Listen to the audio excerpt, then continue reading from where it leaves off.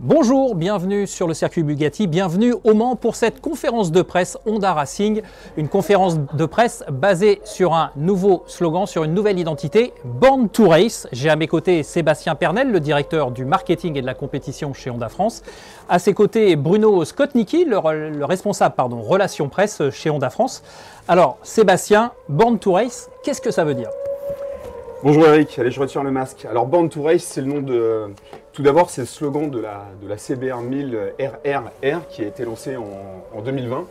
Cette moto a été lancée dans un contexte un peu particulier et effectivement, elle a été développée par les ingénieurs Honda pour être sur les pistes, pour être très performante. Et c'est vrai que en France, on est très attaché aussi à la compétition. Et tout simplement, Born to Race, c'est le nom de notre programme compétition qui nous emmène dans les catégories EWC Superbike pour le championnat du monde d'endurance, la catégorie Superstock dont on va vous parler bientôt, et également le championnat de France Superbike avec un tout nouveau projet, une toute nouvelle équipe.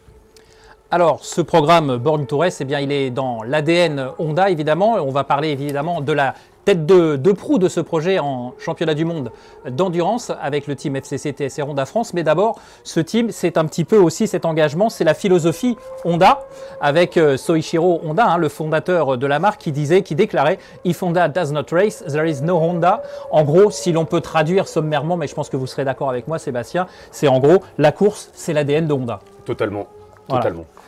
Donc, on va passer sur cet historique avec Bruno, notamment. Donc, l'historique de la marque Honda en compétition. Alors, Honda est né en 1948. Plus de 70 ans à produire des machines de série, à produire des machines de course, à s'investir dans la course. C'est vrai en Grand Prix, plus de 800 victoires maintenant. Et puis en endurance, avec des programmes pour la France, avec en parallèle de cette histoire, Honda, l'histoire TSR qu'on va détailler maintenant. Alors, cette historique Honda TSR, Bruno ? Alors, TSR est né en 63, donc le père de Masakazu Fuji a créé cette entreprise. Il était pilote officiel de Honda, il a arrêté la course, il a monté cette entreprise. TSR n'a cessé de grandir et s'est largement investi dans la compétition depuis 1991. Alors justement, cette implication du team FCC TSR en compétition, eh bien on le voit dans les années 90 parce que FCC TSR, c'était un constructeur de châssis. Donc il s'est signifié sur le plateau du championnat du monde des Grands Prix, notamment avec Noboru Ueda en Grand Prix 125 et puis surtout en Grand Prix 500 avec Nobuatsu Aoki qui en 97 avait terminé en 3e position de ce championnat.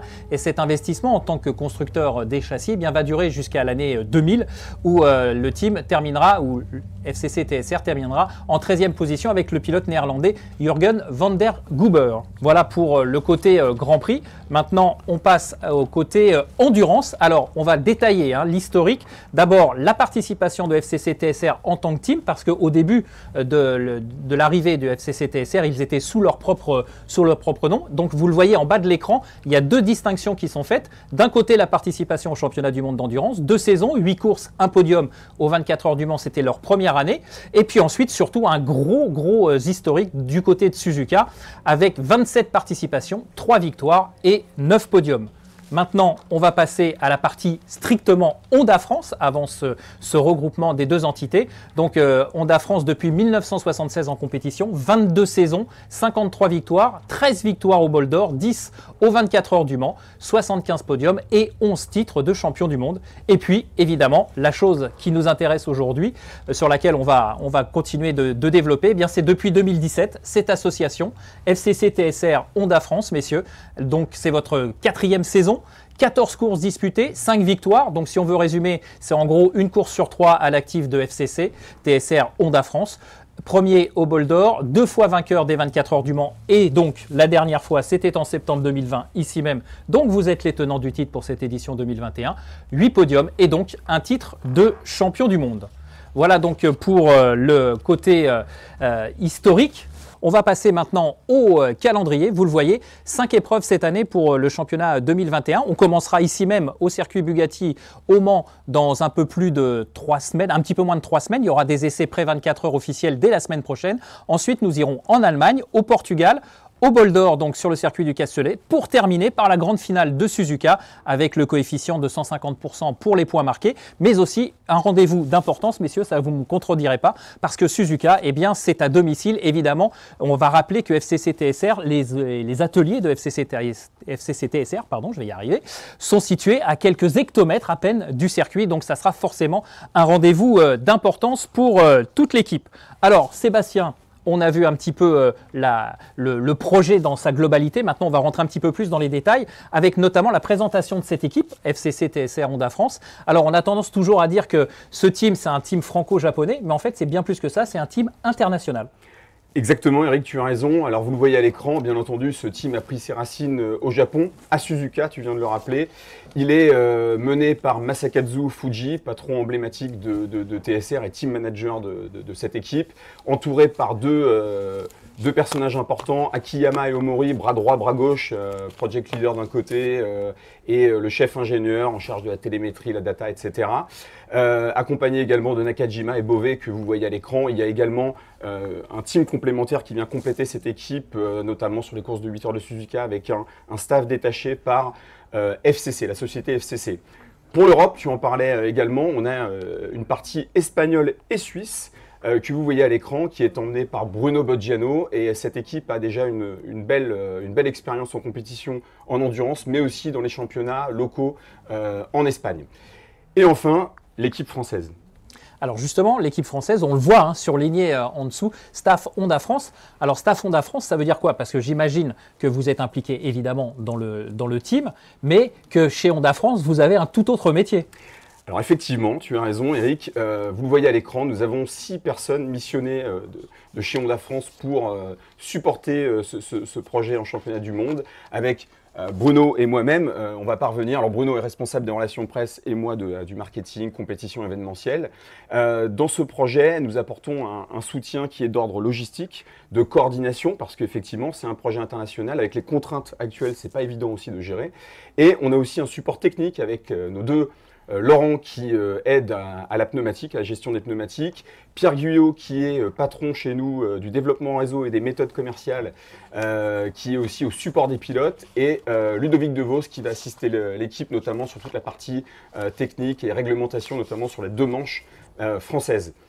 Pour compléter cette équipe, nous avons 2 personnes prestataires, avec Jean-Marc au ravitaillement et Aurélien aussi qui représente l'avenir, un très bon technicien. Au global, on peut dire que c'est pour Honda France une grosse source de motivation pour Bruno, moi-même et l'ensemble de l'équipe, parce que bien entendu, on a le sentiment d'apporter notre pierre à l'édifice, et nous sommes suivis aussi par nos collègues qui nous envient parfois. Oui, ça j'imagine que vous faites des envieux du côté de Marne-la-Vallée.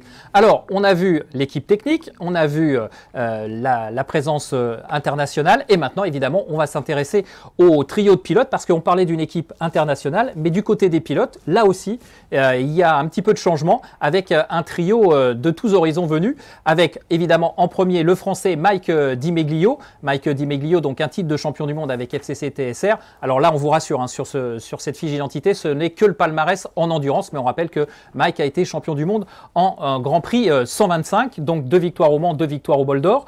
À ses côtés, on va retrouver un pilote australien, donc on traverse toute la planète, Josh Hook, lui aussi qui est en place depuis un petit moment au sein du team FCC TSR Endurance, donc qui a partagé ce titre de champion du monde avec Mike Di Meglio. Et puis, eh bien, la grosse nouveauté, ça se tourne du côté du pays du soleil levant, du côté du Japon, avec l'arrivée de ce nouveau pilote, Yuki Takahashi, un pilote japonais de 36 ans qui a fait ses classes en Grand Prix, plus de 130 participations en Grand Prix. Il a terminé 5e, comme vous pouvez le voir, du championnat 250 en 2005. Et surtout, ce qui va aider pour le développement aussi de la machine, c'est qu'il est le champion sortant de la catégorie Super Stock sur le championnat japonais l'an passé en 2020. Donc une grosse connaissance de la machine. Comme FCC TSR, il habite à côté du circuit de Suzuka, donc ça permet d'aider aussi pour les essais. Et donc ce que je vous propose, eh bien, tout simplement pour faire plus ample connaissance avec Yuki Takahashi, eh bien, c'est de suivre tout de suite son interview qui a été réalisée il y a quelques jours ici au Mans.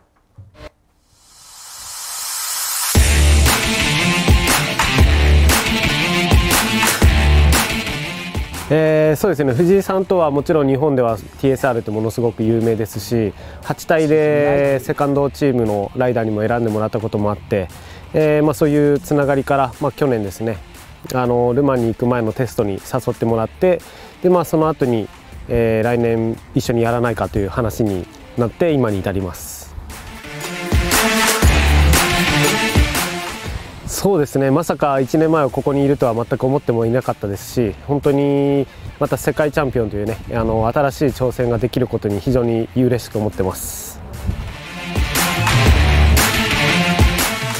そうですね、世界選手権で、250cc で初めて優勝したのもここルマンでしたし、元2でも表彰台に立ったり、思い出のあるところですし、好きなサーキットで、またこのルマン24時間という素晴らしい大会に出れることを本当に嬉しく思います。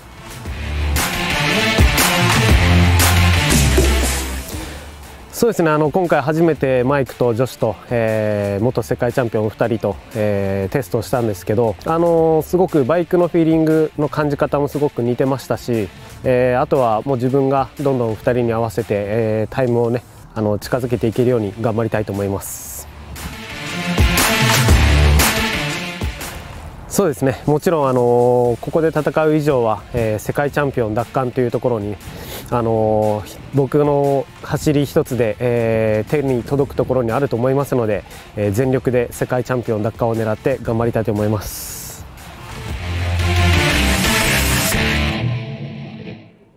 Voilà donc cette interview de nouveau pilote Yuki Takahashi, et vous le voyez à côté de moi, eh bien j'ai le plaisir d'accueillir Mike Di Meglio et Josh Hook.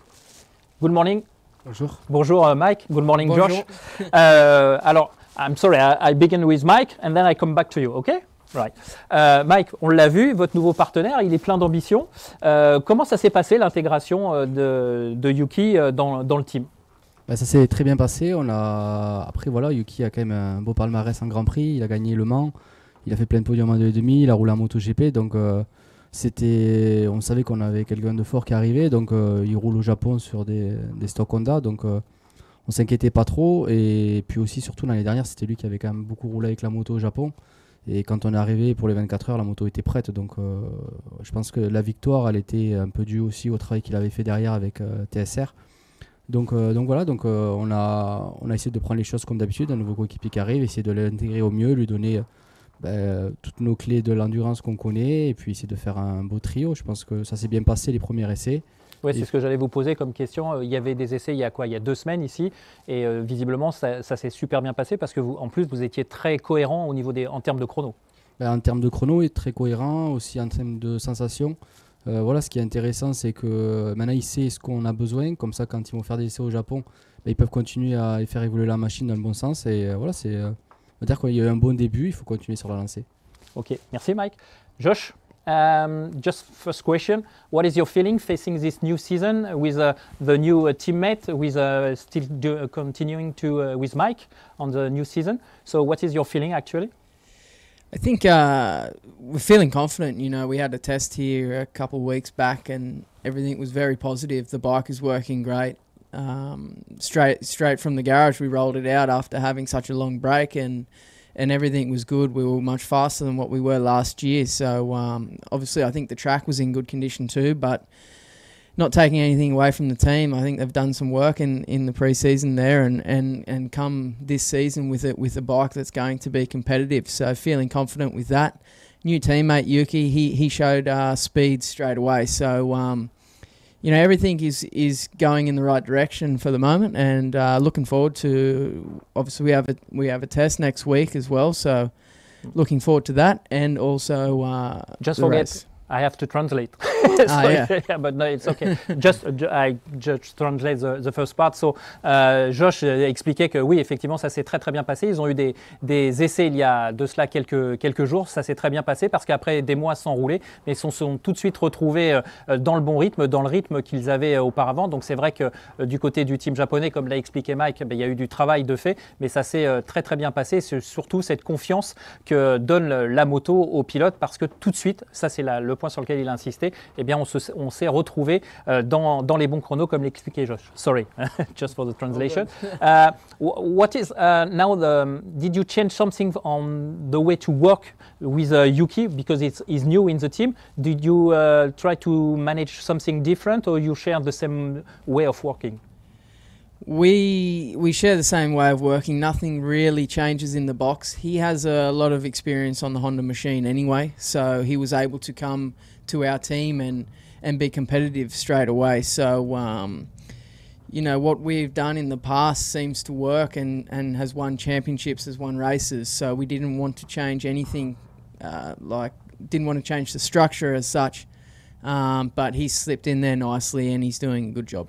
Voilà, j'ai posé la question à savoir à Josh Hook s'ils avaient un petit peu modifié leur façon de travailler avec l'arrivée de Yuki. Et en fait, Josh nous expliquait que tout simplement, bah non, ils ont un système de travail qui fonctionne, ils ont gagné des courses, ils veulent gagner un championnat. Donc voilà, ils ont répété les choses qu'ils savaient faire. En plus, Yuki s'est intégré. Bien évidemment, ils se sont appuyés sur lui parce qu'il a l'expérience du développement avec cette machine. Donc l'un dans l'autre, tout s'est bien emboîté. Et finalement, ça va vers la performance.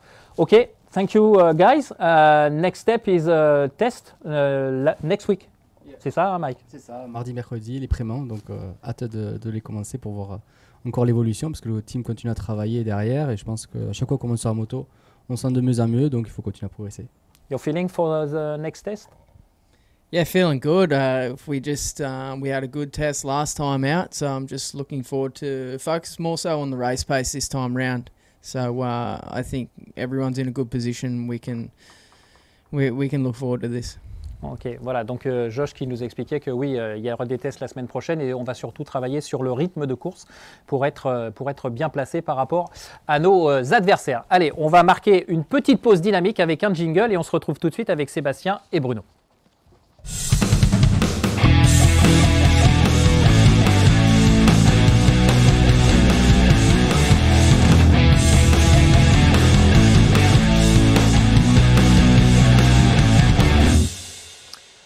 Voilà ce petit jingle et on revient tout de suite avec, dans le vif du sujet avec cette nouvelle CBR RRR. On va en rajouter, il y en a 3 maintenant, Bruno, avec cette donc, nouvelle moto. Concrètement, on l'a vu, hein, la conférence de presse, c'est Born to Race. Donc cette nouvelle machine, elle est clairement née pour la compétition. Oui, en effet, on est passé d'un concept de total control à Born to Race qui en dit long sur le cahier des charges et sur la motivation des ingénieurs et du board de Honda de mettre à disposition des clients, des équipes, une machine prête à courir, prête à être engagée en compétition, quelle qu'elle soit, que ce soit les championnats nationaux ou internationaux, parce que la moto est également engagée en mondial Superbike. Grosse nouveauté que cette CBR 1000 RRR, comme tu le soulignais, 2020, qui a une déclinaison SP. Donc 2 modèles au catalogue, une version standard avec des suspensions Showa et des freins Nissin et une version SP équipée en Öhlins, pilotée, suspension pilotée avant-arrière et des freins Brembo.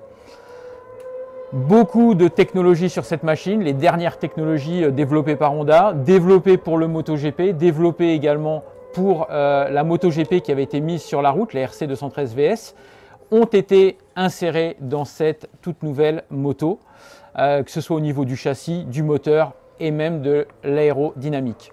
Alors on va voir rapidement les spécifications moteurs qui sont impressionnantes pour une machine de série. Sans aucun artifice, la moto délivre plus de 217 chevaux à 14 500 tours, donc ce qui est un gap énorme par rapport au modèle précédent. On conserve de très bonnes valeurs de couple.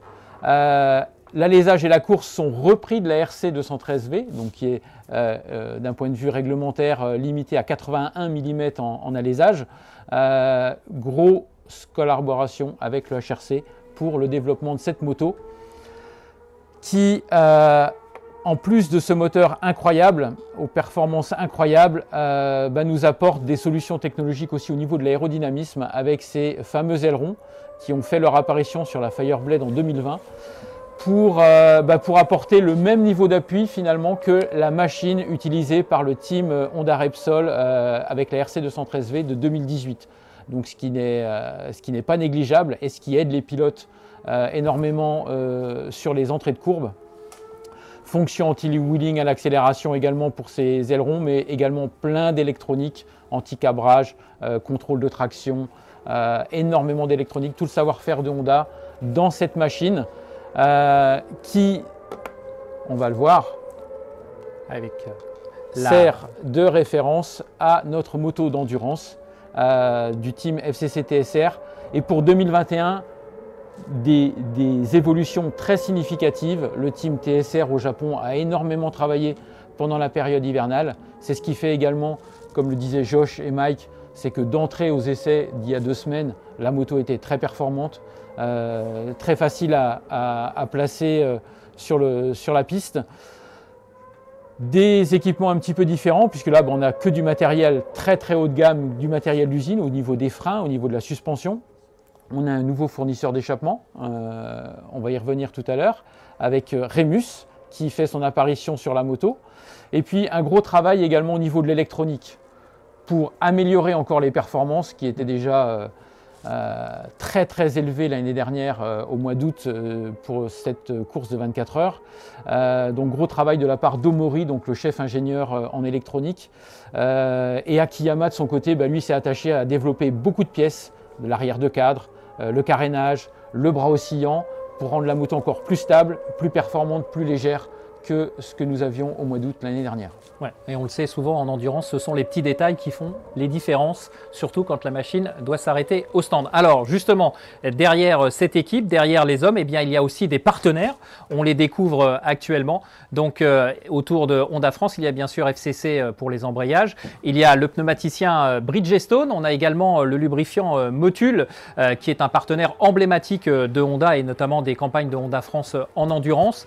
Et puis tout un tas d'autres partenaires qui se sont joints, qui sont anciens, mais qui ont aussi été, qui ont rejoint l'aventure, comme le disait Bruno, notamment avec les échappements Remus et un partenaire japonais dans la téléphonie et dans l'industrie. Donc vous le voyez, c'est ce petit sourire rouge avec ce point rouge qui est un tout nouveau partenaire japonais. Allez, on marque une petite virgule sonore avec notre bon jingle et on accueille 2 invités de marque.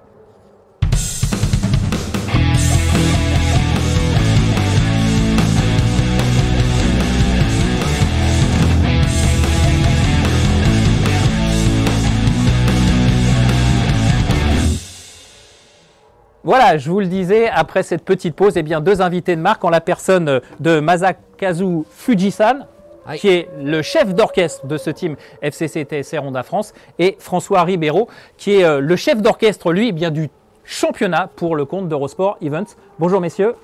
Bonjour. Ah, yes. Parfait. On fait en français. Oui. Yes. No. Just kidding, just kidding. Okay, Fuji-san, I'm very pleased to welcome you here in Le Mans. We talked with Mike and Josh. Yeah. They said that they were very impressed about Yuki and about the performance of the bike. So since the last race, you didn't stop to work, in fact. Yeah, of course. We are continue this year, new model.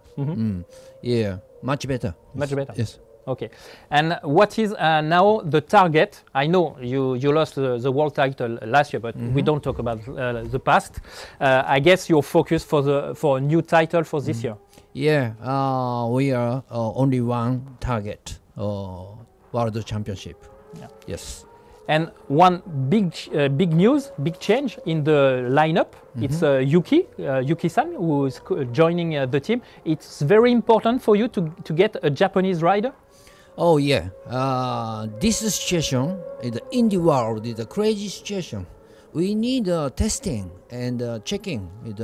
We continue more great machine, but not possible. Mike and Josh or every European coming Japan, and the Japanese people come here. It's a very very hard situation, but time is not to stop. We need testing both area. We chose Takahashi. We tested a lot of off season, and coming here joined Josh, Mike, and they are good feeling. Okay. Alors je vais traduire puisqu'on a fait cette petite interview dans la foulée avec Fujisan. Donc en fait, je vais expliquer si c'était important d'avoir un pilote japonais. Alors oui, il l'a expliqué tout simplement en disant que compte tenu de la situation sanitaire que tout le monde connaît, eh bien, le fait que les pilotes ne peuvent pas se déplacer aussi facilement qu'ils le pourraient en conditions normales, eh bien, le fait d'avoir un pilote japonais qui en plus est à côté du circuit est un vrai avantage parce qu'on peut tester, on peut faire évoluer la moto et puis on l'a vu lors des essais qui se sont déroulés ici il y a 2 semaines, eh bien, le travail qui a été fait par Yuki, le nouveau venu, eh bien, a tout de suite été payant puisque et Mike et Josh ont tout de suite senti la différence et ont tout de suite retrouvé ce qu'ils disaient, eux, leur niveau de performance. Et puis quant à l'objectif, eh bien ça, vous l'avez certainement compris, l'objectif de Fujisan et du team FCC TSR Honda France, c'est d'aller chercher ce titre de champion du monde qu'ils ont perdu l'an passé. Mais ça, on peut leur faire confiance, ils seront prêts puisque comme on l'a vu en tout début d'interview, depuis la fin du championnat du monde, en fait, ils n'ont pas arrêté de travailler sur cette Honda CBR 1000 RRR. Alors, je vais passer la parole maintenant à François Ribeiro. On parlait de l'importance pour Fujisan d'avoir un pilote japonais. On sait que vous êtes focus sur l'internationalisation du championnat. C'est un élément de plus dans cette continuité, dans cette poursuite.